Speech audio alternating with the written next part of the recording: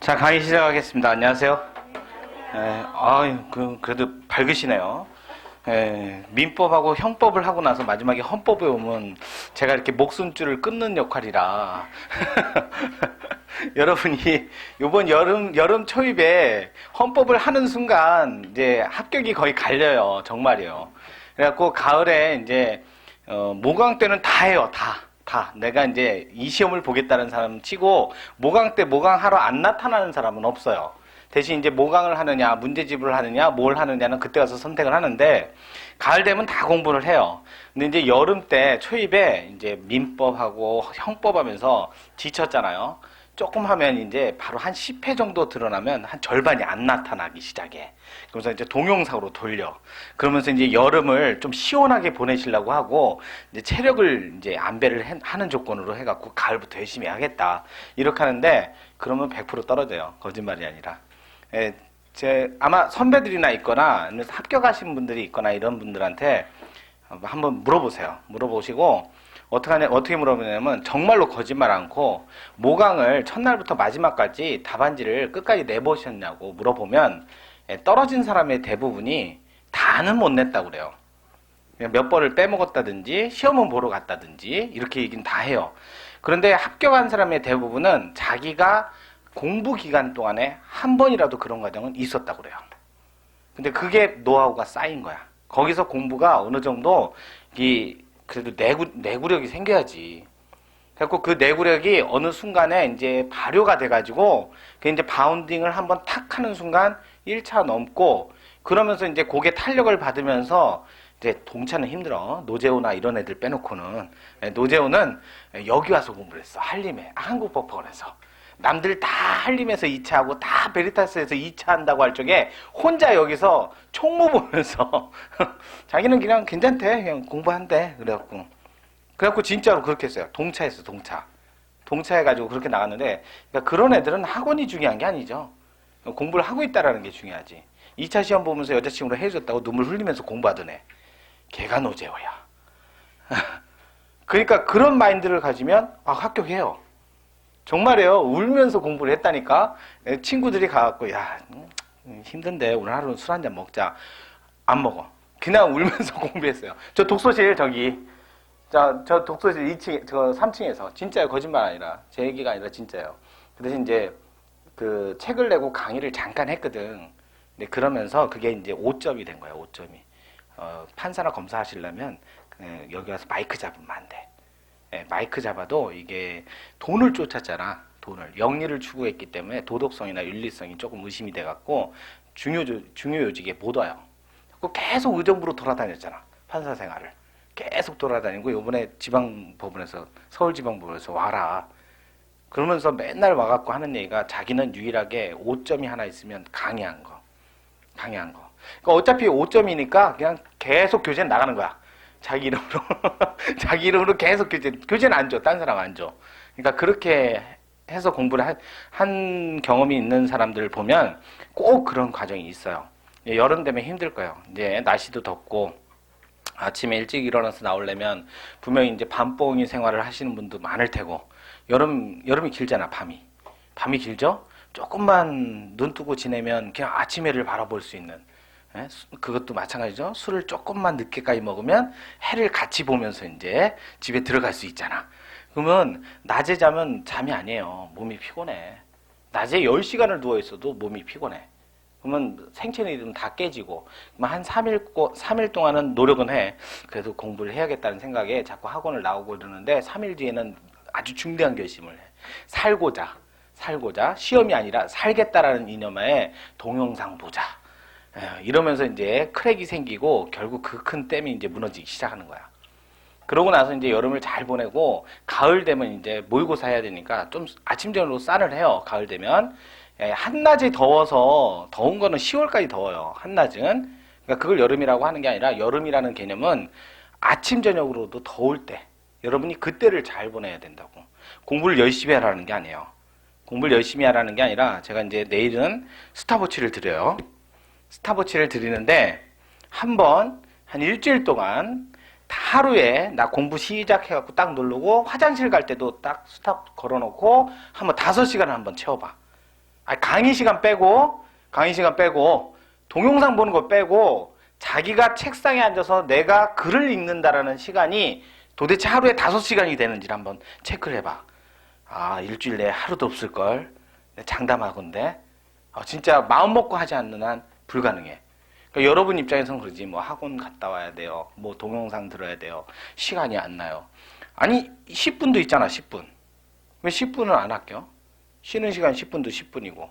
그 다음에 공부 준비하기 전 10분도 10분인데 왜 그런 거 10분 6번만 아끼면 1시간이잖아. 그러면 5시간을 해보라는 이유가 내가 하루를 얼마나 시간을 규모 있게 짜임새 없게 쓰고 있다는 걸 여러분이 스스로 느끼게 돼. 그러니까 공부를 5시간을 집중해서 할 수 있다는 게 얼마나 힘든 일이라는 걸. 지금도 여러분은 공부한다고 강의 끝나면 가서 공부해요.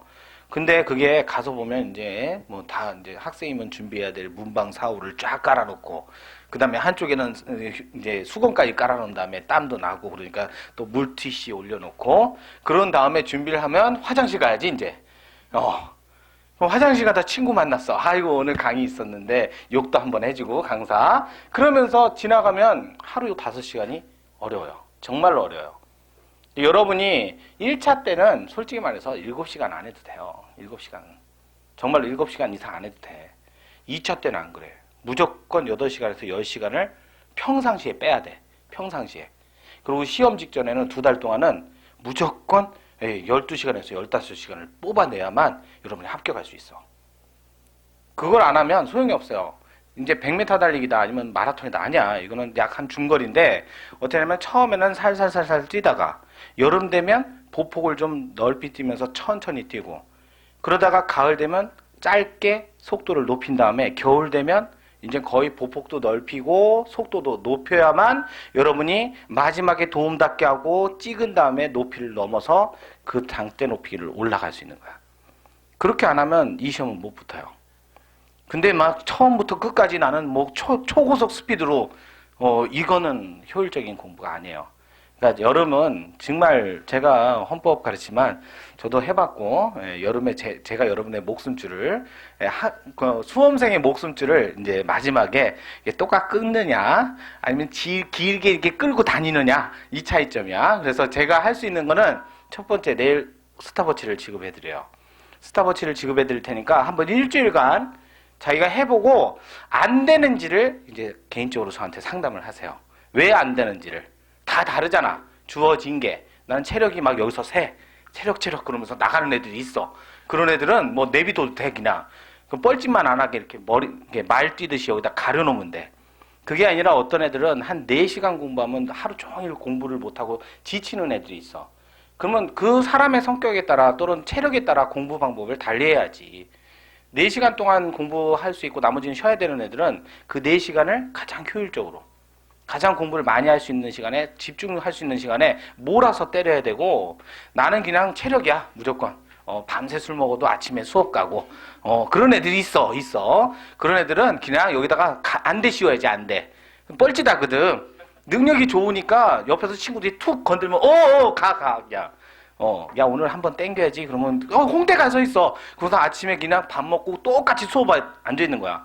그런 애들이 있어. 그런 애들이 나 체력이라는 애들이 있는데 그런 애들은 좋은 조건이 있는데도 빨리 안 되는 이유가 자기가 능력이 좋아서 그래. 능력이 좋은 사람일수록 이 시험은 거리가 멀어요. 1년 동안 친구가 나를 안 찾아. 네가 있으면 왠지 걸릴 것도 안 걸리고 부킹도 안 되고 이런 애들이 시험이 잘 되는 거야. 왜냐면 친구들이 안 찾아. 그냥 계속 1년 내내 공부만 할 수 있는 거지. 주변에서 안 건든다니까. 그래서 그런 조건을 갖고 있는데도 안 되면 그럼 이제 문제가 심각한 거야. 이 공부는 머리 싸움이 아니에요. 엉덩이 싸움이야. 엉덩이 싸움.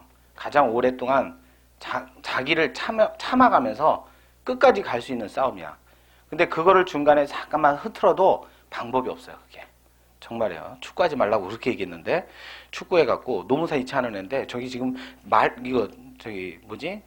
족발 짚고 다니더라고. 족발이 아니지? 미안해. 부목 짚고 다니더라고. 그래서 야, 너 시험이 내일 모레인데 지금 발 인대 나가가지고 그러고 다니는 거야. 그래서 내가 그렇게 축구하지 말라고. 축구하지 외관상은 산도적이야. 머리카락도 없고 애가 너무 체력이 장장하니까 누가 봐도 얘는 머슴이다 딱 보여. 그냥 누가 봐도 머슴이다 보이는데 그렇게 여름에 자기 관리를 잘못하면 그거 얼마나 안타까워요. 2차 시험 얼마 안 남았는데 목발 짚고 왔다 갔다 하면서 그게 무슨 공부가 되겠어? 그래서 병원 왔다 갔다 해야 되고 수술하라는데 수술하면 시험 건너뛰니까 어쩔 수 없이 그냥 목발 짚고 깁스하고 다니더라고. 그게 뭐 하는 짓이야. 그러니까 여러분도 이 여름을 잘 보내야 돼. 이 여름을 잘 보내고 지금까지 배운 건 법이지 법. 법률을 배웠다고. 예. 한마디로 얘기해서 헌법의 하위법을 배운 거야. 가장 중요한 헌법은 이제부터 시작이야. 알겠지? 이제까지는 법률 따라지를 배웠어. 여러분은. 아니 법률 따라지를 배워놓고 뭐 법을 좀 알다 그러면 안 되지. 법률 따라지? 아니 여러분 배운 게 이제까지 배운 게 법률 고가의 거 배웠고 이제는 위대한 헌법을 배울 차례야. 위대한 헌법을 배워야 되는데 벌써 사람들 얼굴이 반은 시체실 왔다 갔다 해야 될 것 같고 왠지 닌겔 꽂고 앉아있고 이러면 안 되지. 그러니까 즐겁게 하고 헌법이 좀만 공부하면 고득점이 가능해요. 고득점이 가능하고 대신 재작년까지만 해도 헌법만 고득점해도 이 시험을 붙었어요. 근데 이제 작년하고 올해부터는 헌법만 가지고는 불가능해. 그러면 헌법 위에 다른 과목도 홈런을 같이 쳐야 돼. 근데 여러분이 아시다시피 1교시를 헌법, 위대한 과목 헌법 1교시. 첫 번째 피면 1교시 헌법이야. 근데 1교시를 잘못 치면 2교시에 영향이 가요. 100%예요, 100%. 그러면 1교시를 잘 치려면 일단 선택 과목을 여러분이 최대한 15분, 20분 내에 다 풀어내야 돼. 15분. 10분도 안 걸려 솔직히. 선택 과목은 여러분이 뭐 거기 가서 고민해갖고 답안지 칠 수 있는 내용이 아니야. 안 보면 틀리고 본 건 맞는 과목이 선택 과목이야. 그러니까 최대한 여러분이 선택 과목은 마지막 한 달 동안 아침에 아니면 저녁에 매일 1시간씩 해야 돼. 선택 과목은. 그래갖고 첫날 딱 가갖고 딱 펼쳤는데 헌법부터 보는 게 아니라 선택 과목을 봐가지고 왜 막판에 10분하고 초기에 10분은 차원이 다르거든. 그러니까 빨리 선택 과목을 15분 내에 빨리 풀어버리고 남은 시간에 다 헌법을 투자해야 돼. 그러면 거의 한 85분 정도? 거의 90분 정도의 헌법을 치는데 그러면 이제 잘 친 사람들은 덮어놓고 자지. 그게 마음이 그렇게 편하다니까. 그렇게 해놓고 그러면 이제 마음에 여유가 생겨. 그러면 이제 따라지 법을 이제 시험을 보면 돼. 형법이라든지 민법. 마지막에는 그냥 하찮게 봐도 돼. 헌법하고 형법을 잘 보면 90점 두 과목을 넘으면 민법은 굳이 고득점 안 해도 돼. 너무 애쓰지 마. 그냥 40문제 딱 풀었는데 25개 이상 풀었다 그러면 그다음부터는 마음 편히 그냥 연필을 굴려도 돼. 알겠지? 그냥 70점만 맞아놓으면 나머지는 어차피 85점 이상이 돼. 평균이. 그러니까 그렇게 풀어야지. 그래야 찍어도 맞아. 민법을. 그래 찍어도 맞아. 민법에 4점짜리 풀겠다고 덤비는 사람은 나 죽겠다고 하는 거야. 민법에 4점짜리를 왜 풀어? 그냥 2점짜리 먼저 싹 풀고 그 다음에 다시 앞에서부터 3점짜리 풀고 마지막에 시간 남으면 읽어주고 안 읽고 찍는 게 4점짜리야. 알겠지? 그게 4점의 역할이야. 근데 만약에 내가 좀 능력이 좋다 해갖고 4점짜리 읽어서 두 개 중에 하나 맞으면 고득점이고 안 그러면 그냥 평균적으로 그냥 남들 붙듯이 붙어서 넘어가면 되지. 올해하고 내년도 1차 합격자가 거의 동수일 거야. 동수니까 올해 수준하고 똑같다고 생각하시면 돼. 어차피 1차 뽑는 수가 동수일 거야, 거의. 앞으로 이제 줄일 생각은 안 할 것 같은데, 그러면 동수다 생각하고 공부를 하려면 올해 수준보다 잘하거나 아니면 비슷해야지. 그럼 여러분이 그 시험에 맞춰서 좀 집중적으로 생각을 해야 돼. 근데 시험이 너무 계략적이지 않습니까? 계략적으로 해야지. 지금 두 번 남았는데 어떻게 하려고 그래. 빨리 계략적으로 해서 2차 4번밖에 못 봐. 열심히 쳐도. 4번 안에 붙어야지. 제일 많이 붙는 게 2번째야. 열심히 하면. 그 다음에 3번째고 4번째는 확률이 적어. 나도 4번 봐봤는데 안 되더라. 4번째는 안 되더라. 그냥 3번째 떨어지면 거의 포기하게 돼. 그냥. 거의 보면 마지막이라고 생각하기 때문에 심적 부담이 엄청나요. 짝수 때는. 그리고 답안지를 써도 굉장히 조심하게 되고 기한지 작성하는데 딱 보니까 벌써 25분 확 넘어가 있어. 안 되더라고. 잘 안 돼. 그러니까 마음이 편한 때가 홀수번 때예요. 1회 그다음에 3회차. 그때는 뭐 어차피 내년에 보는데 이런 마음이 있기 때문에 아주 여유롭게 봐지는 대신 자기가 생각지 못한 것도 거기서 찾아낸다고. 근데 그게 안 돼, 솔직히. 2회, 4회 때는. 짝수차 때는. 여러분이 그런 것도 다 생각하셔야 돼요. 그래서 내일은 꼭 스탑워치 줄 테니까 한번 해봐요. 다 해볼 거야. 뭐 써보라고, 아니면 시간 체크해보라고. 아마 처음에는 좀 많이 낙담할 거야. 아, 뭐 여러 가지 일이 있었으니까 이럴 수도 있다. 한 3일쯤 지나면 내가 진짜 과연 공부를 하는 걸까? 이런 생각이 들기 시작하고 한 일주일 지나면 망쳤다. 역시 자법을 배울 때는 힘들구나. 그 다음에 고유한 진짜 순수한 헌법을 배울 때는 이제 제대로 해야 되겠구나. 그래야만 여러분이 앞으로 여름을 잘 보내. 5시간. 일주일에 6일을. 하루는 무조건 쉰다. 무조건 쉰다라는, 나는 그래서 보강 안 해. 보강 절대로 안 한다고. 보강 안 하니까 그 횟수차에 다 맞출 수 있으니까. 뭐 헌법을 매년 거의 8번 내지 10번을 강의하기 때문에 여기 말고 경찰 승진 과목에 경정 있잖아. 이 말동무르 2개 큰 거. 이거 과목에 헌법 객관식이 있어. 그런 분들도 하시는데 여러분 왜 못하겠어요? 그러니까 그 횟수에 맞춰야 될 테니까 보강 안 하는 대신 일요일 날은 자기 리프레시 하는 시간을 반드시 가져야 돼. 책을 보지 말라는 뜻이에요. 그렇다고 해서 뭐 술 먹으라는 얘기는 아니야. 술 먹고 뭐 단체 게임 이런 거 하지 마요. 알겠지?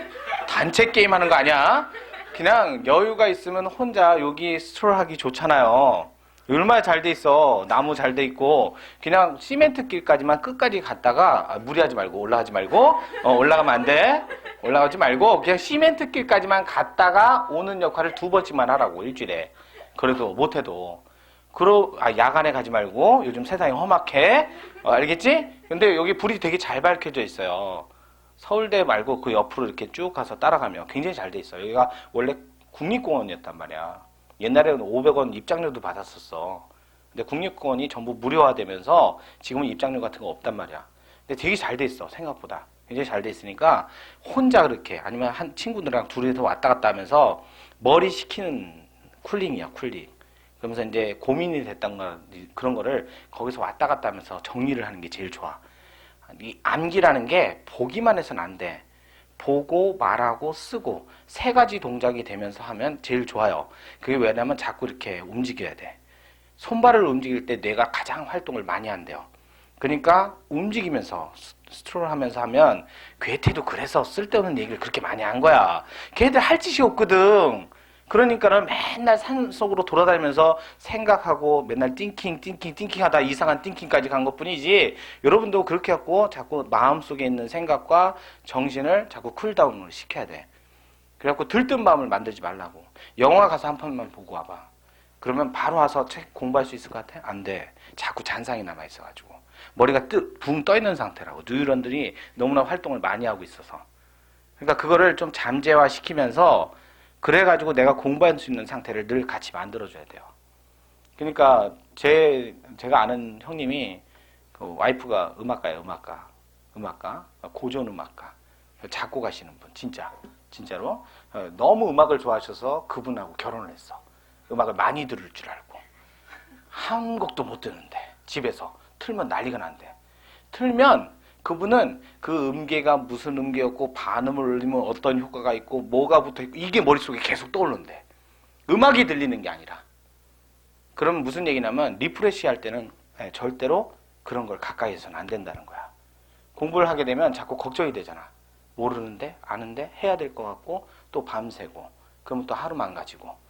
그러니까 제가 알려드릴 거예요. 토요일 날은 절대로 8시나 9시 이후에는 책 잡는 거 아니야. 그러니까 7시 이후에 모든 약속을 다 토요일로 몰아. 그래갖고 친구를 일로 끌어들여. 여기 이 바닥에 끌어들인 다음에 뽑아먹을 수 있는 건 다 뽑아먹어. 다시는 안 오게. 알겠지? 그냥 이 동네에서 제일 비싼 고깃집을 다 알아놓은 다음에 야 오랜만에 왔는데 내가 공부 좀 하는데 네가 좀 희생 좀 해야겠다. 지갑 좀 열어놓고 그래서 뽑아먹을 수 있는 걸 다 뽑아먹어. 그래가지고 다시는 안 오게. 또 못 오게. 그래놓고 그날은 술을 먹더라도 그냥 자기 주량껏 한 2-3잔 먹고 편히 주무세요. 편히 주무시고 그 다음에 아침에 눈 뜰 때까지 자고 눈을 한번 번쩍 뜨면 다시 눕지 마. 다시 돌아놓지 말고. 그러면 여러분들 자동차 시동을 한번 딱 켰는데 그러면 그때서 막 운전을 해서 모든 기운이 도는데 그때 제일 좋은 기운이 돌 때야. 근데 내가 어거지로 그걸 셧다운을 확 시켜가지고 누워있으면 여러분 느꼈을걸? 아침에 5시에서 6시 사이에 한번 눈 떴다가 다시 잠을 들면 10시가 돼도 몸이 피곤해. 강제 셧다운을 시켰기 때문에 그래. 그러니까 여러분이 돌아다녀야 되는데 머릿속으로 계속 자기가 그걸 강제로 누른 거야. 그러니까 몸이 피곤할 수밖에 없어. 눈을 한번 딱 떴을 적에 무조건 일어나야 돼. 그게 내가 2시간을 잤든 3시간을 잤든 관계가 없어요. 왜냐면 몸이 그만큼 쉬었다라고 생각을 하기 때문에 눈을 뜨게 만든 거야. 근데 내가 그게 평상시에 나는 6시간을 꼭 채워야 되니까 무조건 6시간 아니야. 여러분이 전날 뭘 먹었는지, 무슨 생각을 했는지, 무슨 일을 했는지에 따라서 몸은 다음날 그 리프레시하는 시간의 간격이 다 다르게 책정이 될 뿐이야. 근데 나는 무조건 6시를 강제해갖고 잠을 자버리면 그걸 어거지로 눌렀기 때문에 그 누르는 힘에도 에너지가 들어가서 여러분이 몸이 피곤하게 될 수밖에 없어요. 그럼 그때 눈을 떠야 돼. 눈을 뜨고 활동을 하시고 또 몸이 힘들어진다 할 적에 잠시 자면 돼. 어차피 일요일이니까. 그렇게 해서 저녁 때는 자 7시나 8시 되면 이제 책상에 앉으셔야지. 앉아갖고 공부를 하라는 게 아니라 마음을 이제 가라앉혀. 하루 종일 무슨 일이 있었고 뭐가 있었으니까 마음을 쭉 가라앉히고 명상을 하시라고. 그리고 다음 주에 계획을 세워. 무슨 공부를 해야 될지, 얼만큼 시간을 낼지, 무슨 일이 있을지. 그러면서 계속 머릿속에 나는 약속이 있다, 약속이 있다. 매일 저녁마다 스터디 약속이 있다. 친구가 전화 오는 순간, 괜찮아, 야, 언제든지 네가 연락하면 나는 콜이야. 이런 생각을 안 하게 마음속으로 계속 그걸 수면제처럼 이렇게 계속. 그래야 여러분이 붙는다니까. 친구가 오랜만에 전화했어. 야, 휴가 나왔는데 내가 나가야지. 그럼 나가야지. 나는 언제든지 프리해. 걱정하지 마. 시간 남을 때 강의 들으면 돼. 이렇게 해가지고 나가서 왔다 갔다 몇 번 하고 그러면 강의 금방 훅 가. 훅 가면 근데 나중에 복구가 안 돼, 이게. 여러분 모강 때 이거 뭐 기본 강의 다시 보고 뭐 밑줄 치고 하면 될 것 같아. 모강 때 제일 답답한 게 뭐냐면 기본서를 딱 펼쳤는데 깨끗해. 네, 그러면 마음이 답답해진다고. 그러면서 교재를 기본 강의를 다시 들어야 할지 모강을 들어야 될지 집중 강의를 들어야 될지 고민을 하기 시작하고 그 순간 선택을 하는 순간이 다 옳지 못한 선택이야. 그러니까 그러지 않으려면 지금 잘 쌓아야 돼요. 이거 5시간 꼭 채우고 오늘 뭐 등록하시는 분은 여러분 책 사신 분도 있고 그래서 도서상품권을 지급을 할게요. 그래서 뭐 다른 데 쓰지 마. 영화나 인터넷 뭐 이런 거 등록해가지고 뭐 쓰고 그러지 말고 그냥 공부하는 데 쓰시고 그런 다음에 뭐 기존에 등록을 하신 분도 다 지급을 해줄 테니까 그거는 이제 공부하는 뜻으로 그 다음에 이제 열심히 90% 이상 출석을 하신 분에게는 모종의 혜택을 드릴 때 여러분을 위한 거야. 여러분을 위한 거고 다 뭐 내가 좋으라고 하는 건 아니고 그래서 여러분한테 끝까지 갈 수 있는 그렇게 얘기를 해요. 많이 얘기를 해. 첫날 본 사람하고 마지막 본 사람이 다 동일했으면 좋겠다. 그래서 처음 시작한 여러분의 3월달, 2월달, 첫날 여기 와서 공부를 하겠다고 민법 첫날 강의 들을 때 그 마인드하고 지금 마인드하고 얼마나 많이 달라졌을까라는 생각 좀 해보시고 마지막 시험이 분명히 2월 셋째 주 일요일일 거란 말이야. 토요일.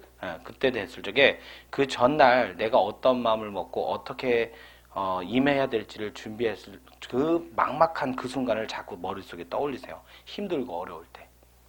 그러면 아마 굉장히 마음이 달라질 거예요. 무게도 달라질 거고. 그러니까 이제 너무 무리해서 또 여름을 공부하면 가을 되면 다 퍼져. 100%야, 100%. 저희 이 동네에서 많이 셧다운 된 사람 많이 봤어. 뇌가 굉장히 예민해가지고요. 휴즈 빠지듯이 한번 셧다운이 돼버리면 그게 습관성 탈골처럼 습관성으로 셧다운이 돼요. 그래가지고 제 선배도 그래서 사시를 접고 7급 시험으로 전환해가지고 지금 관세직 공무원을 하세요. 그분 2번 쓰러졌거든. 책상에서 한 번. 그래갖고 자기가 왜 그러지 하고 일어나서 나가다가 전문에서 한 번. 그 다음부터는 습관성이야. 2시간 이상 집중을 하면 머리가 알아서 셧다운을 툭 시켜버려. 과부하 걸리기 전에. 그러니까 몸이 살고자 하는 노력인데 그분이 운동을 별로 안 했거든. 그 다음부터는 거의 매일 산에 다니셨어요. 그러면서 7급 준비하셔갖고 7급은 또 잘 되셔가지고 지금은 뭐 관세직 공무원 하시면서 아주 잘 살고 계세요. 그러니까 여러분의 인생이 꼭 이건 아닌데 하고자 했으면 몸 다루는 것도 실력이에요. 이런 날 잘 보내는 것도 실력이고 공부만 잘해서 실력이 아니고 작년에 최연소 합격자 여자분이죠. 22살. 예, 그분 하루에 평균 공부 시간이 12시간 30분. 스탑워치로 찍어서. 가능할 것 같아? 동영상 빼고. 강의를 못 들었어요. 그 시간을 빼려면 강의를 어떻게 들어? 강의를 실강을 못 듣는다니까? 동영상을. 근데 그런 동영상을 듣겠다는 오진 생각과 그 다음에 굳은 의지가 있으니까 가능하지. 4학년에 지금 학교 다녀요. 그래갖고 내년에 졸업하고 연수원 가려고 연기시켜놨고 12시간 반이고 제일 많이 찍었을 때가 16시간이래요. 16시간 20분? 뭐 이렇대. 16시간 20분을 그냥 공부 시작 책상에서 그렇게 찍으려면 정말 화장실 가는 시간도 아까워야 돼. 밥 먹는 시간은 어머니가 냉장고에다가 이렇게 아침, 점심, 저녁을 다 얼려가지고 팩으로 다 넣어놓은 거야. 아무 생각 없이 꺼내가지고 그냥 레인지에 돌려서 그냥 부어갖고 밥 말아먹고 땡. 고 변호사가 그랬어. 걔는 어머니가 다 비벼줬어, 그냥. 다 비벼줘가지고 거기다 소화제를 약간 뿌린 거야. 비빈 상태에서 먹어갖고 잘못 체할까봐. 그러니까 그렇게 해갖고 붙었어요. 뭐 너무 일찍 2학년 때 붙었지. 그러니까 애들이 안 놀아줘. 그러니까 할 일이 없어서 행시를 본 거야. 3학년 때 붙었어. 더 안 놀아줘. 이건 괴물이 된 거지. 프릭이 됐기 때문에. 그래서 이제 맞아 해서 이제 외무고시까지 붙은 거지. 하는 김에 다 하자. 그게 고순덕이야. 그래갖고 30 패스한 거잖아요. 그러니까 여러분도 물론 뒷받침이 그런 뒷받침까지는 안 되지만 그래도 여러분도 평균적으로 할 수 있는 최소한도로 여러분이 공부에만 집중을 하면 충분히 가능해요. 이게 오래 하면 오래 할수록 떨어질 확률이 커지는 시험이야. 바로 올해 붙고 내년에 해가지고 그 다음에 2차 붙으면 최고 좋은 거고. 이제 로얄 클럽이잖아, 사시가. 저기 그 잡것들이 있는 그런 세계가 아니잖아. 여기 되는 순간 이제 여러분은 사회 나가면 달라요. 사시 출신 변호사하고 저기 쟤네들 출신 변호사하고 다르다니까. 걔네들은 1학년 때부터 어이 김변 최변 이러고 있더라고. 아이고 어이가 없어가지고 그냥 그렇게 해요. 그냥 김변 최변 밥 먹으면서 어떡할 거야? 답안지 채점하면 그냥 갑갑해져. 제가 이 학원에서 안 하는 게 하나 있어. 다 해. 제가 다 해. 정말 모의고사 출제부터 다 해봤어요. 제가 이 학원에 처음 발디딘 게 전국 모의고사 출제부터 했어. 다 해봤어요. 다 해봤는데 지금 다 해본 것 중에 안 하는 거 하나 있어. 로스쿨 애들 2차 답안지 채점은 죽어도 안 해요. 내가 그거를 못 하겠어. 내가 솔직히 해봤는데 도저히 이거는 사람이 할 짓이 아니라는 생각이 들어서 안 해요. 이거는 법학도로서 이제 할 수 있는 내용이 아닌 것 같아. 그래서 다른 분 시키라고. 다 해봤어요, 제가. 저는 여러분, 공법 하는데, 제가 민사소송법 문제도 채점하고, 시험도 문제도 되고, 다 했단 말이야. 안 해본 게 없는데, 그건 안 해, 내가 채점은. 걔네들 거는. 그러니까 그만큼 걔네들이 공부 시간 확보가 안 돼요. 벌써 1학년 들어갔는데, 변호사야. 주말만 되면 골프 치러 다니더라고. 그래서, 야, 여가 생활이 짱짱한데? 아니, 학비는 1억인데, 대출을 1억을 해줘요. 근데 나중에 졸업할 때 보면 1억 7천을 썼대. 그래서 7천은 어디 갔니? 그랬더니 다 뭐 밥 먹고 여가 생활 즐기고 어쩔 수 없다. 이제 왜냐면 1학년 때부터 변호사니까 벌써부터 그냥 개인적인 광고나 또는 영업을 뛰는 거야. 벌써 자기네들은 변호사라고 생각하니까. 여러분은 그럴 필요는 없잖아요. 그다음에 여러분도 조금 더 열심히 이렇게 노력하는 게 대가가 있어요. 지금 수임하면서 로스쿨 출신 변호사는 빼주세요. 이런 항목이 많이 늘어나고 있어. 내 소송 담당하는데 이분은 안 들어갔으면 좋겠습니다. 이런 거 많아요, 진짜로. 그래서 만약에 넣었다가 지면 손해배상 청구 들으면 어떡할 거야? 지금은 변호사 킬러 변호사도 있어. 걔네들 있기 때문에 무서워서 못해요, 잘. 원하는 요구대로. 여러분도 알잖아.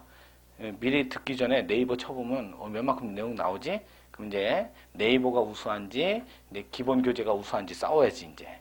그러니까 여러분이 조금만 알면 그런 내용에 대해서 좋은 조건이니까 끝까지 하시고. 그래서 제가 드릴 수 있는 거는 스탑워치하고 열심히 하라는 뜻으로 교재비 정도는 그래서 해드릴 테니까 열심히 하세요. 자, 그러면 왜 제가 그 많은 다른 하위 법률과 헌법이 다른지를 설명해 드릴게. 자, 우리나라는 헌법하고 이제 여러분 법률은 좀 배웠잖아. 법률은 좀 배웠지? 그럼 이제 헌법을 배우면서 법률과의 차이점을 좀 알아야 될 거 아니야. 자, 헌법 있고 우리나라 법 체계가 이래요. 법률 있고 자, 법규명령, 행정규칙이라고 돼 있어요. 우리는 솔직히 이것도 하위법으로 치는데 얘네들까지 알아볼 필요는 없겠지? 이런 것까지 할 필요는 없잖아. 이것도 아쉬운데 이걸 배우는데 이런 어떻게 마당새들까지 끼어들어야겠어? 집사 정도만 해야지. 자, 이 법률을 배울 때 이렇게 구조를 갖고 있어요. 이렇게. 이런 구조예요. 우리나라에서 헌법은 가장 최상위 법이고 가장 근본이 되는 법이에요. 이 법을 근간으로 조금 자세하게 풀어헤친 게 법률이에요. 그런 다음에 이 법률로도 모든 인간의 삶에 대해서 제한이나 또는 형성을 못 해주니까 좀 더 자세하게 전문적으로 고도의 기술적으로 풀어놓은 게 법규명령이고, 그래도 안 되니까 안 되겠다 싶어서 진짜 완전히 현장성 있는 공무원들에게 정말 현장성 있는 걸 반영해서 법을 만들려고 만든 게 행정규칙이야. 그러면 모든 법에 헌법적 생각은 다 들어가 있겠지. 그러니까 여러분이 헌법만 배우는 게 아니라 헌법의 하위 법령인 법률도 부속법령이라고 배우는 거야. 왜? 여기에 다 못 들어가니까. 이런 하찮은 것들이 여기까지 어떻게 들어와? 겸상을 할 수 없다는 거지. 그러니까 여기는 상을 따로 받겠다는 거야. 그러면 이 안에 무슨 내용이 들었냐고요? 두 가지를 크게 담고 있어요. 이 안에 두 가지. 인간이면 당연히 가져야 할 권리를 인권이라고 그래. 인권. 인권을 글씨로 쓰면 그걸 기본권이라고 그래요. 근데 기본권은 야생 생활을 할 때 있잖아. 원시 생활을 할 때. 그때 당시는 그냥 번쩍 탄생과 더불어 생긴 기본권을 누가 인정해주고 자시고 할 게 없지. 혼자 있는데 나는 기본권이 있어. 날 보장해줘. 이런 얘기를 할 수가 없잖아. 필요도 없고. 그런데 점차 사회를 이루면서 집단을 이루면서 살면서 자신의 인권을 자꾸 침해를 받으니까, 그러니까 자신의 인권을 사회에 살면서 보장하기 위해서 만든 제도가 통치제도야. 그러면 통치제도는 기본권을 보장하는 수단일 뿐이야. 수단. 얘가 가장 본질적이지. 얘가 가장 본질적이고 이거는 일종의 수단에 불과해요. 수단에 불과한 거야. 그런데 이 수단이 자, 헌법 조문이 다 해서 130조문밖에 우리나라는 안 되는데 여기다 다 담을 수가 없지. 그래서 좀 더 전문적인 기관인 입법, 법을 만드는 기관에게 조금 더 자세하게 풀어헤쳐서 여러분이 사용하기 쉽게 만들어 달라고 입법부에게 법률을 만들 수 있는 권한을 부여한 거야. 그래가지고 여기 있는 법률은 결국 이 통치제도, 기본권을 보장하기 위한 자세한 알림서지. 알림서. 그래갖고 여러분이 배운 건 이제까지 그 알림서 중에 사람과 사람과의 관계를 배웠어요. 그게 민법하고 형법이야. 형법은 넓게 보면 국가하고의 관계라고 하는데 아니야. 사람과 사람과의 관계에서 의사 합치, 협의로 인해서 발생된 계약 관계를 민법이라고 하고, 그런데 그걸 인위적으로 강제적으로 누가 때려가지고 가져가면 그걸 형법이라고 하지. 근데 자력구제를 할 경우 사회 질서나 공공의 안녕이 깨지니까 중간자인 국가가 대신 제재를 걸어주는 게 바로 형법이지. 그래서 법률은 많은 법적인 내용이 담은 게 법률인데, 형법이라는 과목은 인간이 해서는 안 되는 짓을 여기다 모아놓은 거야. 그러니까 여기에 해당만 되면 어떻게 돼? 당연히 위법성이 바로 그냥 추정되는 거지. 인간이 해서는 안 되는 짓을 모아다 놨으니까 형법의 구성요건에 해당하는 순간 그냥 덜커덕하고 위법성은 따라다닐 수밖에 없는 거야. 그런데 어쩔 수 없이 내가 그렇게밖에 행위를 할 수밖에 없었다는 사람은 예외적으로 빼줘야지. 그래서 위법성 조각 사유를 소극적으로 검토하는 거야. 그런 다음에 무조건 다 처벌할 수는 없고 이제 책임 여부를 물어서 처벌하는 게 형법 규정이야. 그러니까 위대한 헌법의 하위 규정이지. 그런 다음에 민법이라는 법률은 자, 원래 태초에 제일 먼저 나온 거는 솔직히 말해서 민법이에요. 민법. 뭐 혼자 있을 때에 기본권이라는 개념이 없지. 그런데 둘이 딱 만났는데 내가 가진 거하고 제가 가진 게 달라. 그러니까 내가 가진 걸 주면서 네가 가진 걸 달라고 한 게 처음에 인류의 법률행위야. 그게 바로 상행위처럼 민법이지, 민법. 내가 이만큼 줄 테니까 너도 이만큼 달라라는 거야. 그래서 솔직히 말해서 인류 최초의 법은 민법이라고 보시면 돼. 그래서 그게 서로 간의 합의지, 협의로 인해서 내가 이만큼 줄 테니까 이만큼 달라라는 거야. 그래서 사인 간의 대등한 사인 간에 서로 간의 의사의 합치, 이게 계약이죠. 그러면 이걸 그림을 그리면 이렇게 되겠지. 대등한 주체 간에 서로 쌍방 간에 합의 또는 협의, 이 의사의 합치. 그러면 이 두 사람은 어떻게 된다? 이 의사의 합치에 구속이 돼야지, 구속이. 그걸 우리는 계약이라고 하면서 계약의 구속력 하면서 채권에서 배웠잖아. 두 사람은 합의된 대로 지키려고 노력을 해야 되고, 만약에 이걸 지키지 않을 경우 제3자인 법원의 강제를 받을 수 있다. 그런데 옆에 지나가는 병이 있는데, 야, 너 우리 이렇게 합의했는데 너도 이렇게 하렴. 그러면 한 대 맞을 수 있겠지. 그래서 뭐라 한다? 이 두 사람 간의 합의는 두 사람만 지켜야 된다는 걸 다른 말로 사적 자치의 원칙이다. 이렇게 배웠지? 이걸 이렇게 배웠잖아. 사적 자치 원칙은 그 두 사람, 합의한 두 사람은 구속력이 생기니까 이 구속력을 깨고 나가려면 특별한 행위가 필요한 거지. 그냥 못 나가. 인위적으로 나가고 스스로 나가면 채무불이행. 한 대 때리고 나가면 불법행위. 이렇게 되는 거지. 그러니까 인위적으로 계약 내용과 달리 나가면 그걸 여러분이 손해배상 책임의 제2원칙이 두 개가 민법에서는 채무불이행과 불법행위야. 다른 이유로는 손해배상이 안 나와. 그 두 개밖에 없어. 그게 민법에서는. 근데 자, 여기까지는 전부 다 형법이나 민법은 사인 간의 관계였다는 거예요. 사인 간의 관계. 그럼 헌법은 기본권을 침해할 수 있는 거는 태초에 만든 게 왜 이런 헌법을 만들고 통치제도 만들었다? 사인 간의 침해라기보다는 모였으니까 너는 이 모인 단체를 위해서 군대도 가야 되고 세금도 내야 되고 그런데 너만 특별하게 대우를 못 받는다라고 하면서 그 국민을 자꾸 옥죄니까 그 국가로부터 보호를 받고자 헌법을 만든 거야. 그래서 기본권의 속성은 누구만 침해한다? 국가만이 사인의 기본권을 침해한다라는 속성을 갖고 있어. 나중에 여러분이 배우게 되는 주관적 공권성이라는 거야. 다른 사람은 원래 다른 어떤 사인은 기본권을 침해한다는 게 아니라 사인 간의 관계는 이거라고. 이걸로. 제가 얘기했잖아. 사인 간에 둘이. 자, 그냥 인위적으로 말 안 하고 나가면 채무불이행. 한 대 때리고 나가면 불법행위. 때리고 나면서 해서는 안 되는 짓을 하고 나가면 형법으로 가는 거지. 그러니까 사인 간에는 기본권이라는 개념이 아니라 이런 민법이나 형법으로 다뤘기 때문에 최초에 사인 간에는 기본권을 침해한다는 생각을 안 했다고. 그래서 처음에는 국가만이 기본권을 침해한다는 구조만을 갖게 돼 있었어.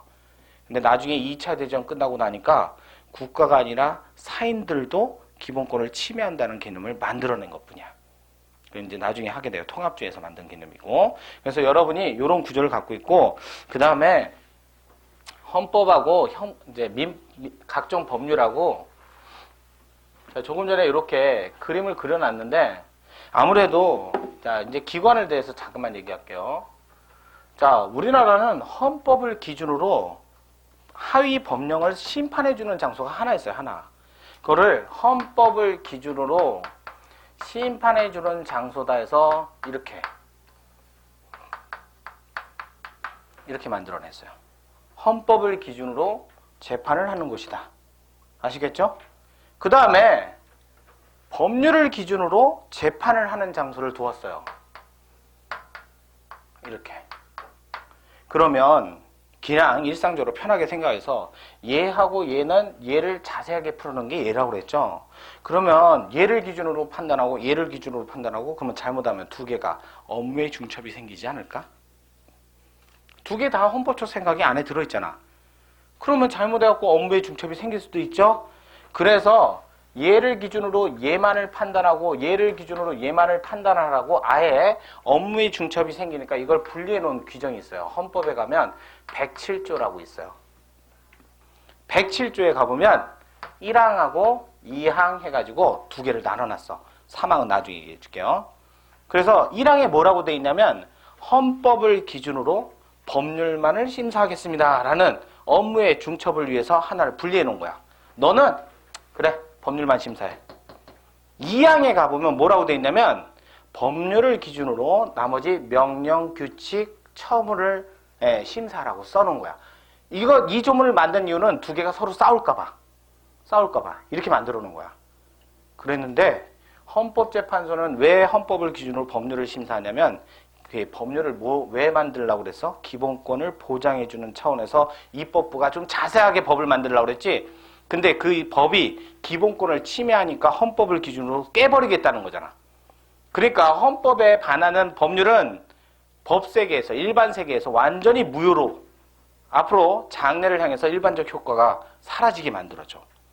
그런데 법원에서 법률을 기준으로 명령 규칙을 심사했을 적에 만약에 법률에 명령 규칙이 반한다 라고 해갖고 얘를 일반 세계에서 마냥 다 없애버리면 그러면 법원이 헌법을 침해하는 결과가 돼. 왜 그러냐면 여기에도 뭐가 있다? 헌법적 생각이. 여기에도 헌법적 생각이 들어있잖아. 그러면 얘네들이 자기를 위반했다 해서 그어버리는 순간 헌법도 같이 그어버리게 되잖아. 그러면 이거 서로 두 개 역류하게 되지. 그래서 법원에서 위헌입니다, 무효입니다 라는 말을 하는 거하고 헌법재판소에서 위헌입니다, 무효라는 말하고 효력이 달라. 법원에서는 여러분들 이제까지 이 법을 배웠잖아. 민법에서 형법에서 아니 민법에서 위헌입니다 아니면 위법입니다 무효입니다 라고 하면 자 그러니까 행위 말고 당해 이런 것들이 그러면 뭐가 되냐면 이 법을 아예 없애는 게 아니라 당해 사안에만 적용을 중지시킨다고. 당해 사건에만 이 명령 규칙을 적용하는 게 타당하지 않다라는 것만 말하는 거지 이걸 슥 지우는 역할을 하는 게 아니야. 그러면 다른 사건에서는 이 법을 갖다가 그대로 또 쓸 수 있는 거야. 그래서 얘네 둘이 업무의 중첩을 막았어. 근데 헌법재판소가 남의 밥그릇에 숟갈질을 크게 했거든. 그래서 나중에 그건 기본강의 때.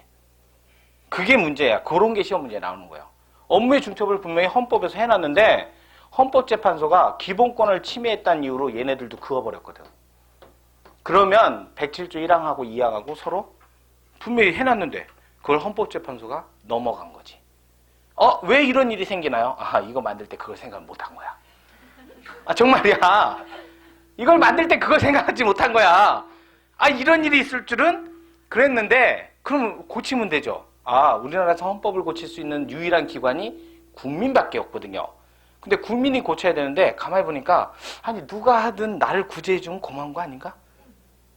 둘이 지금 싸우는데 니네가 누가 하든 내가 구제받으면 땡 아니야? 그러니까 국민은 고칠 필요를 못 느끼는 거야. 헌법재판소가 하든 대법원이 하든 어찌됐든 니네 둘이 싸우고 뭐 지그지그 볶고 하든 내가 구제되면 끝 아니에요? 그래서 국민은 개정의 필요성을 못 느끼는 거야. 둘이 그냥 밥그릇 싸움 하는 거잖아. 남의 밥그릇에 숟갈질 하지 말라고 이러면서 근거를 얘를 들고 있고 얘는 우리의 본질이 기본권 보장인데 뭐든지 다 그을 수 있다라고 하면서 버티고 있고 그건 어찌됐든 니네 둘 중에 하나라도 해갖고 기본권 보장이 되면 땡이지. 그러니까 우리는 고칠 필요를 못 느끼는 거지. 그래서 이런 게 여러분 시험 문제 나오는 거야. 객관식 지문으로. 하고 그런 어떠한 사건이 됐든 거물못이 됐든 사건, 뭐 법무사법 시행규칙 사건이라든지 그런 것들을 공부하게 되고 또 그러면 대법원이 좌시할 수가 없지. 그래도 나름 대법원인데 그래갖고 만든 게 처분적 법률이라든지 그런 개념을 만들어갖고 법령을 그냥 갖다가 바로 대법원에서 소송의 대상으로 삼아가지고 우리도 거줄게 그러면서 거주기 시작했어. 우리는 뭐를 해도 어떤 걸 해도 권리구제가 되면 땡이야. 뭐 네가 거주든 얘가 거주든 나는 그냥 뭐 구제만 되면 되지. 법률을 없애서 거주든 이 사건에 적용을 안 해서 거주든 관계가 없잖아. 그러니까 그런 게 시험 문제 나오는 거야. 그런 게. 그러니까 여러분이 그러면 지금 잠깐 봤는데 왜 자꾸 이런 일이 생기냐면 여러분이 이제 민법하고 형법을 공부했지. 그러면 자 헌법엔 이런 게 있고 이제 법을 만들 때 역사적으로 흐름을 이렇게 만들었어요. 제일 처음에 자 민법이라는 건 맨 처음에 그냥 원시 사회에서 사람의 행위가 있었고 그것이 반복되고 계속되고 이게 세대를 흘러 반복되는 것을 다른 말로 항상성이라고 해요. 항상성이라는 것은 시간적, 장소적 흐름을 더 이상 구애를 받지 않고 적용이 되는 걸 항상성이라고 그래. 그러고 나서 이게 명백하기까지 하면, 이러면 우리는 이걸 여러분이 민법에서 배웠지? 관습이라고 배우는 거야. 관습. 또는 관행이라고 배워. 관행. 그런 다음에 이걸 모든 국민이 다 동일한 생각을 갖는다는 걸 국민적 합의를 얻었다 이렇게 얘기하거든요.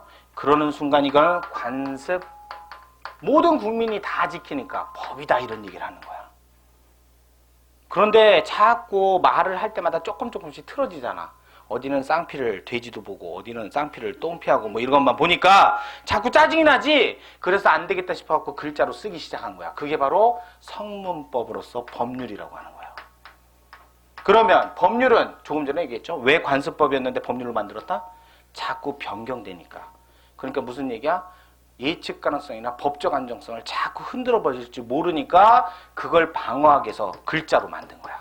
글자로 써놓으면 누구든지 이게 변경되지 않잖아. 그래서 법적 안정성이 생기고, 글자로 써놓으면 누구든지 몰라도 이걸 읽는 순간 아 이런 일이 있구나라는 예측 가능성이 생기잖아. 그래서 법률을 만들어 놓은 거야. 그러면 이런 법률을 이렇게 갖고 만드는데, 여러분 우리가 꼭 관습법을 뭐라고 배웠어? 민법에서 성문법의 보충적 효력설 뭐 이런 거 했지? 대등적 효력설이 아니라, 그러면서 다른 말로 열후적 이런 말을 쓴다고. 왜? 얘 뒤에 서 있잖아. 얘 뒤에 서 있으니까 열후적.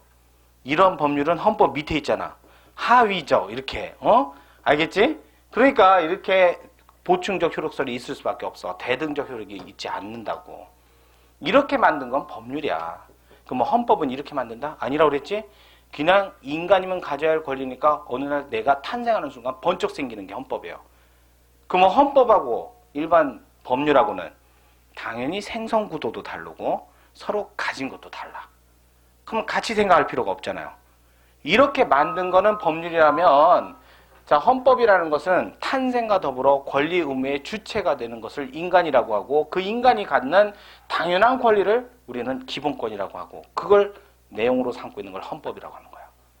여러분이 자 법세계의 주체해 갖고 얘 배웠지. 얘 앞에 두 자 생략됐지. 자연인이지. 자연인을 뭐라고 해? 탄생과 더불어 권리 의무의 주체가 되는 자. 안 외웠어? 이런. 아 미안해. 민법 배운 지 옛날이지. 그래 형법을 물어볼게. 조금 뒤에. 형법을 알아야지. 그래 얘는 모를 수 있어. 그래 의제된 당체가 하나 있지. 그래 법인. 그럼 걔는 왜 만들었을까? 이런 자법을 배우는데 그 정도는 알아야지. 지금 위대한 헌법을 배우려고 왔는데 왜 법인 만들었어? 왜? 그냥 민법 책에 있어요. 이거야? 아니지. 왜 법인을 만들었는지는 생각 안 했어요? 한 사람이 하는 것보다 두 사람이 모여서 하면 더 많은 돈을 벌 수 있고 더 많은 일을 할 수 있죠. 내가 고기 잡는 동안 쟤는 가서 채집할 수 있고, 얼른 잡고 뭐 또 가서 따고 이러면 뭐 해지고. 옛날에 영국에서 사람이 채식만 해갖고 일일 열량을 채취할 수 있는 그 열량을 하려면 하루에 8시간을 계속 저작 활동을 해야 된대. 그래야만 하루 열량을 채울 수 있대. 그러니까 인간이 채식주의 할 때는 생이 짧을 수밖에 없어. 이빨이 마모되면 이제 사형 선고 받고. 그러면서 고기를 먹기 시작하면서 잉여 생활이 되는 거야. 에너지를 많이 축적할 수 있으니까 다른 짓을 할 수가 있는 거지. 그러면서 이제 대표 먹기 시작하면서 이제 더 많은 짓을 하게 됐고, 그러면서 이제 시간이 남으니까 이제 쌈박질도 하러 다니고. 이게 인류야, 인류. 이제 자법을 알아야지. 왜 법인을 만들었냐면 여러 사람이 뭉쳐서 많은 일을 할 수 있었는데, 문제는 좋은 일을 할 때는 문제가 되지 않는데 잘못된 일이 나왔을 때 어떡할 거야? 자, 여러 사람이 뭉친 당체가 있는데 얘가 일을 하다가 뭘 잘못했어. 그러면 얘를 잡아다 놓고 너 왜 잘못했니? 그랬더니 저는요 저 때문에 그런 게 아니라 이 많은 사람을 위해서 하다 보니까 이렇게 됐어요. 그랬더니 다 불러와봐. 그랬더니 다 그러는 거야. 제가 그랬어요. 제가. 한마디로 뭐야? 자꾸 책임을 지려고 안 하고 회피를 하니까 이거 안 되겠다 싶은 거야. 그래서 책임을 지우는 주체라는 개념을 만들기 위해서 법인이라는 걸 만든 거야. 그러니까 형법 이제 해야지, 형법. 여러분 양벌 규정 배웠지, 양벌 규정? 양벌 규정? 그래서 뭐라 그래? 양벌 규정 자체는 위헌이 아니야. 뭐가 위헌이다? 책임의 근거가 없이 무조건 그 주체에게, 단체에게 자꾸 책임을 물으니까 책임주의 원칙에 반해서 위헌됐던 거지. 왜? 법인이라는 개념은 책임을 지우려고 만든 개념이에요. 그런 법인 중에 가장 큰 법인이 뭘까요? 그게 국가 아니야, 국가. 국가잖아. 하나의 목적을 위해서 모인 단체 중에 제일 큰 게 국가. 그 다음 큰 거. 그 다음 큰 게 지방자치단체. 그 다음 큰 게 공법상 재단, 사단 뭐 이런 거 배웠잖아. 여러분은 대도 안 되는 사단 배웠어. 사단. 그지? 재단 배웠지? 그잖아 지금. 그 하위법을 배워놓고 지금. 그러니까 여기서 배운 거야. 여기서. 그 법인을 만든 이유는 이런 어떤 기본권을 위해서 열심히 일하는 단체에게 책임을 지우기 위해서 법인을 만든 거야. 그러니까 단체에게 책임을 지려고 하는데 여러 사람이 모였으니까 누가 질지 모르니까 어떻게 해야 된다? 여기에게 사람과 똑같은 기능을 부여하고 똑같은 능력이나 책임을 지우게 할 수 있겠지. 그래서 사람은 어떻게 됐어요? 뇌가 있고 뇌에 따라서 신체기관이 행위를 하잖아. 그러면 이런 단체도 똑같이 사람하고 똑같은 기능을 해야지. 국가라는 제일 큰 단체의 뇌가 뭐냐면 법률이에요. 그러고 나서 그 법률을 집행하는 곳이 국가기관, 뭐 이렇게 행정기관 이렇게 얘기하는 거지. 국회 또는 법원 이런 곳이 그 기관이야. 그러면 생각해 보세요. 사람이 내가 누굴 때렸어. 그러면 요것만 쭉 빼가지고 네가 교도소 좀 가야겠다. 잘 가. 그러면 돼? 안 되지. 내가 책임지잖아. 그래서 뭐라 그래? 사람을 탄생과 더불어 권리 의무의 주체가 된다. 이렇게 얘기를 하는 거예요. 그러면 여기도 마찬가지지. 국가기관이 국가를 위해서 열심히 하다가 뭘 잘못했어. 그럼 누가 책임지다? 대통령이? 아니지. 국가가 책임져야지. 그런 개념으로 이렇게 해갖고 조금씩 넓혀진 거예요. 그랬을 적에 이제 법을 만들었는데, 그러면 인간의 삶에 대해서 모든 걸 다, 행위가 있다 해서 다 법을 만들까? 그러면 아마 각자 뒤에 한 명을 더 붙여갖고 정인영 선생에 관한 법 탄생했습니다. 죽을 때까지 걔가 같이 죽거나 걔가 오래 살거나 법 만들다 끝나겠지. 그럼 효율성이 떨어지지? 그래서 인간의 삶을 다 모아봤어. 법을 꼭 만들어야 될 삶이 뭐가 있을까 하고 다 모아본 거야. 그래서 여러분이 이런 건 배웠지? 민법에서. 미안해. 자꾸 하위 법령을 얘기해서. 그래도 기억을 되살려봐요. 채권에 가면 인간의 모든 작용을 사실행위 뭐 이런 거 배웠을 거야. 모든 작용을 사실행위라고 그래. 그 중에 이런 사실행위를 다 법으로 만들면 힘들어질 거 아니야. 그래서 어떻게 한다? 사회적 평가가 가능한 이러한 사실행위만 법으로 만들면 되겠지? 굳이 사회적 평가가 안 나서 뭐 그냥 혼자 일어났어, 눈 떴어, 눈 감았어, 아침에 양치질했어, 밥 먹었어, 이건 아무 의미가 없잖아. 그런 걸 법으로 만들 필요 없지. 그러니까 어떻게 한다? 이러한 사실행위 중에 사회적 평가가 가능한 사실만 법을 만들면 돼. 그런데 그 사회적 평가가 가능한 사실이 뭐다? 아침에 늦었어. 그래갖고 신호를 위반하고 무단횡단. 화장실 찾았는데 못 찾았어. 그냥 노상방뇨. 남의 물건이 아름다워 보여서 뺏었어. 절도, 살인. 이런 것들을 사회적 평가가 가능한 사실이지. 이런 것만 법을 만들면 되지. 그런데 무단횡단도 사거리에서 무단횡단, 이거리에서 무단횡단, 4차 도로에서 무단횡단 얼마나 많겠어. 또 너무나 많잖아. 자, 절도도 마찬가지로 너무나 많고 살인도 너무나 많죠. 그러니까 이것도 다 법으로 만든 게 너무 힘들어. 그래서 어떻게 했냐면 다른 사회적 평가가 주어지는 사실들과 관계에서 얘만 있는 거 있지. 독특한 거. 얘만 있는 독특한 거. 다른 곳에는 없고 얘만 있는 거. 하지만 이 무단횡단에는 다 요게 공통적으로 들어가 있다는 거야. 그 다음에 살인죄에는 얘만은 다른 곳에는 없는데 공통적으로 모든 살인죄에는 이게 들어갔다는 거야. 그래서 얘만 딱 쓰면 되지? 그러면 무단횡단이라는 게 나오잖아. 얘만 딱 쓰면 절도라는 게 나오고 얘만 딱 쓰면 살인행위라는 게 나오잖아. 그러면 이것만 적어놓으면 되겠지, 법에다가? 이걸 뭐라 그런다? 필수적인 요소를 모아놨다. 그래서 요건이다. 그러면 이런 행위를 하면 뭐가 된다? 조금 전에 얘기했잖아. 평가가 주어진다고. 그러니까 뭐가 주어진다? 효과를 주어진다. 그래서 이거를 합쳐갖고 우리는 법률이라고 배웠어요. 그래서 앞에다가 법률 요건, 법률 효과 이렇게 말을 주어진 거지. 이제 형법 얘기할게. 형법 250조에 살인죄 있어. 사람을 살해한 자는 사형무기 5년 이상의 징역에 처한다. 존속살해죄는 사형무기 7년 이상의 징역에 처한다. 이렇게 돼 있잖아. 그러니까 요건, 효과 주어지지? 그래서 여러분이 자 민법 얘기할게. 이제 법률 요건은 여러 개의 법률 사실들을 종합해서 만든 개념이다. 이런 거 배웠지? 채권에? 가면 나와 있어. 왜 그래? 모른 척 하지 마. 이거 곽인주 선생님 교재에 가도 있어. 그 법률 사실, 법률 요건은 한마디로 요걸 다른 말로 이제는 법률을 만드는데, 법률 요건을 만드는데 쓴 사실이지?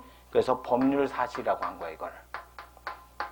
그래서 여러 개의 법률 사실이 하나의 요건을 이룰 경우도 있고, 하나의 법률 사실이 법률 요건을 이룰 경우도 있잖아. 나로 올리는 행위를 법률로 만들어봐. 나로 3개밖에 더 올려봤어? 그러면 법률 사실은 3개밖에 안 되겠지. 뭐 살인죄나 이런 거 어마어마하게 많지. 그러니까 여러분이 공부한 모든 법률은, 그 하위 법률은 이렇게 인간 삶 중에 법률 사실을 요소로 하고 이 요소 중에 공통적인 내용을 뽑아서 올린 게 법률 요건.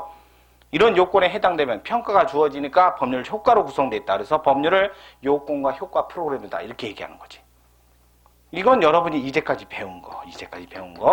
그렇기 때문에 자 그러면 요걸 기준으로 뭐 한다? 공무원이 잘못된 사건이 발생됐어. 사건. 그럼 사건은 또 민법에서 뭐라고 배웠어? 의지적 작용이 아닌 행위를 사건이라고 하지 않아? 의지적 작용은 용태라고 배우지 않았어? 자기의 의지를 들여가지고 행위를 하는 걸 용태라고 그러고 자기 의사와는 관계없이 벌어진 것을 사건이라고 하잖아. 그리고 사건, 시효 배웠잖아. 시효는 나의 의지와 관계없이 시간적 흐름에 따라 없어지는 효과, 소멸시효. 시간적 흐름에 따라 나의 의지와 관계없이 뭔가 얻을 수 있는 게 취득시효 이렇게 배웠잖아. 그걸 다 사건의 일종이지. 자, A라는 사건이 발생됐고 B라는 사건이 발생됐어. 살인, 사람이 죽었어. 인위적으로 죽었어. 나이 들어서 병 들어서 죽은 게 아니라 뭐가 하나 꽂아져 있다든지 애가 신체 일부가 없다든지 이렇게 갖고 죽었어. 2 사건이 나왔는데 어느 경우를 보니까 이 살인죄라는 250조를 적용할 때는 동일하게 다 사형 이렇게 안 나오지? 구체적 타당성이라고 얘기 안 해? 이 사안을 보니까 너무나 애달픈 사안, 도저히 적용할 수 없다. 아예 그냥 적용 안 했다. 얘는 370조각으로 냈다. 얘는 살인, 사형 이렇게 나오잖아.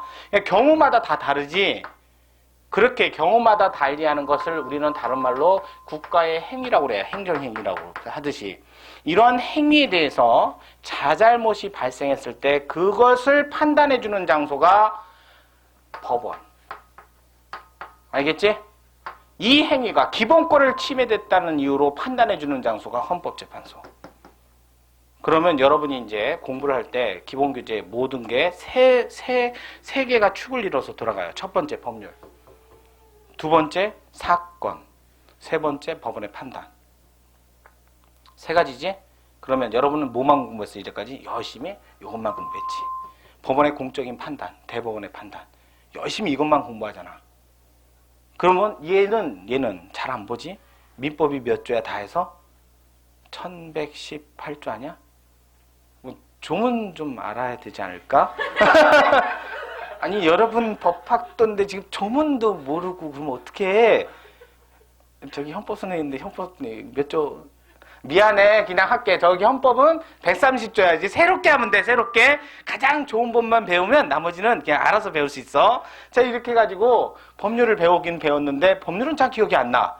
몇 조에 390조에 뭐 채무불이행이 있고 750조 이후에 불법행위 책임이 있고 그런 건 기억이 안 나. 그지? 그래도 앞으로 이걸 중시할 수밖에 없어. 왜? 이게 완벽하게 모든 사건을 규율할 수 있게 잘 만들었으면 법원의 판단 같은 건 필요 없겠지. 그런데 얘가 제대로 안 됐으니까 적용할 때마다 이거 이상한데? 법하고 안 맞는데? 하니까 대법원에서 판단을 내리는 거야. 그냥 내리지는 않을 거 아니야. 그러면 대법원의 판단은 법률이 있는데 그 법률을 잘못 적용했거나 또는 법률이 있는데 내용이 명확하지 않았거나 또는 법률이 없거나 이럴 때만 법원의 판단이 나오는 거야. 근데 여러분은 아주 예외적인 법원의 판단만 열심히 공부하고 구체적으로 법률이 뭐라고 써 있는지는 잘 안 봤다는 거지. 그래서 항상 법학을 공부할 때는 법을 옆에 끼고 살아야 되는 거야. 법학. 여러분 헌법재판소 판례이긴 한데 형법을 배웠으니까 혼인빙자 간음죄 아시죠? 그 왜 헌법재판소에 위헌 결정 나갖고 혼인빙자라는 행위 형태는 사라지고 없죠. 그럼 그거 왜 없어졌을까? 안 봤어? 제가 형법을 잘못 배웠나? 아닌데 그건 아닐 텐데. 자 봐봐. 이 법을 보면서 재밌어 해야 돼. 왜? 이 법이 참 말이 안 되는 법이었거든. 아니 혼인을 빙자해서 간음죄 했으니까 말이 안 된 게 아니라 봐. 혼인 빙자 간음죄인데 이 죄가 뭐냐면 혼인을 빙자해서 간음행위를 한 자. 여기서 간음의 대상은 음행의 상습이 없는 부녀 이렇게 돼 있지. 그럼 음행의 상습이 없는 부녀는 그냥 일반적인 여자분. 여자분. 근데 어떻게 아름답게 사귀고 즐거울 때는 아름다운 상태고 헤어지면 뭐가 된다? 혼인빙자 간음죄. 그럼 여러분 이제까지 자기가 사랑하는 여자랑 헤어져 본 적이 없다. 손 들어봐. 사랑하는 남자랑 헤어진 적이 없다. 다 지금 아직 사랑을 안 해봤어? 미안해. 여기는 만나갖고 사랑한 다음에 무조건 헤어지면 다 처벌되는 거야. 이 범죄는. 이 범죄의 특성이 만나서 진심으로 사랑을 했는데 나중에 여치 않아서 헤어졌어. 만나서 사랑하면 모든 얘기는 다 하지 않아? 무덤에 갈 얘기까지 다 하잖아. 뭐 다음 생에도 너랑 사귈 거야. 안 그래? 다 그렇게 했잖아. 그럼 여러분 다 혼인 빙자잖아 지금. 그 상태에서 헤어지면 이거지.